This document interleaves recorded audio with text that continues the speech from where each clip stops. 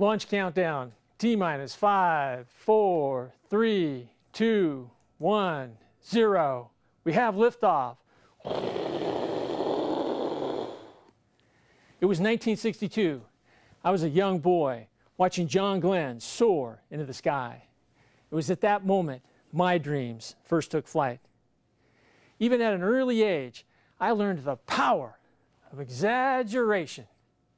John Glenn, Kevin Glenn. Well, if my impressionable friends drew the wrong conclusion, who was I to correct them? Friends and dreamers of all ages, do you recall that moment when your dreams first took flight? When fantasy was your reality? I do. I wanted to be an astronaut. I wanted to soar into outer space. I still do. But so far, I haven't come close. Well, not exactly. As a young adult, I was given a chance, not to soar into space, but to plummet down from it. I figured what goes up must come down. So when I got asked if I wanted to go skydiving, I figured half a flight, better than none. So guess what I said? Why not? I was so excited when I went to my father and said, "Dad, I'm going skydiving." He responded just as enthusiastically with a lengthy list of why nots. But I was undeterred. The big day arrived. After 4 hours of basic training, I got the question I wasn't expecting. "You want to be the first out of the plane?" I thought about it for a second, and guess what I said? That's right, why not? So then we suit up and head to the plane. Since I was going to be the first one out of the plane, I was the last one in, seated on the floor between the pilot and the door. Many other skydivers sat right where I was. Some had left inscriptions on the dash.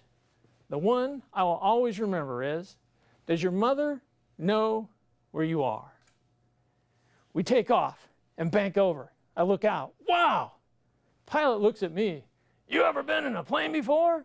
"No, this is cool." We continue to climb until we reach 2,000 foot elevation, and the pilot tells the jump master, "We've arrived." There's a click and a mighty whoosh. The side door swings up and a burst of cold air enters the cabin, taking your very breath away and almost your lunch. I was shaking like a leaf. My heart was beating out of my chest. You would have thought I was about to give my icebreaker speech. Jump master looks at me. "Kevin, are you ready? Take your position." I swing my legs outside the plane and look down. Holy moly! The Earth is so far away. Suddenly, I had my answer to that question. Why not? I slowly climb outside the plane, holding onto the strut, looking at the jump master for the final all clear. He gives me the signal and I jump. And for a few glorious seconds in my life, I realized my childhood dream. I felt like an astronaut.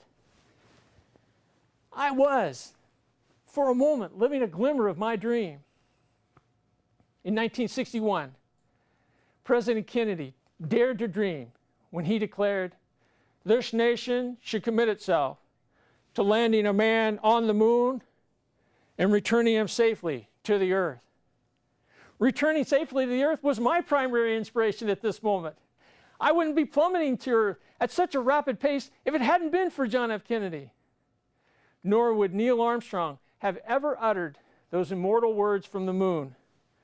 "One small step for man, one giant leap for mankind." So what does Neil Armstrong walking on the moon, John Glenn orbiting the Earth, and Kevin Glenn plummeting to Earth all have in common? They all began with a dream. Not just any dream, but a bold, daring, and previously unimaginable dream. Have you ever had a dream so bold, so daring, and for most people, it was unimaginable? Have you ever failed to take action because others could not envision what you had so clearly dreamed? Have you ever been swayed by fear or doubt when you have dared to ask why not? As you may safely assume, my parachute deployed, and I returned safely to the earth. John F. Kennedy's most famous phrase begins, "Ask not." I contend all of your hopes, your desires, and your dreams begin the moment you ask, "Why not?" Well, that's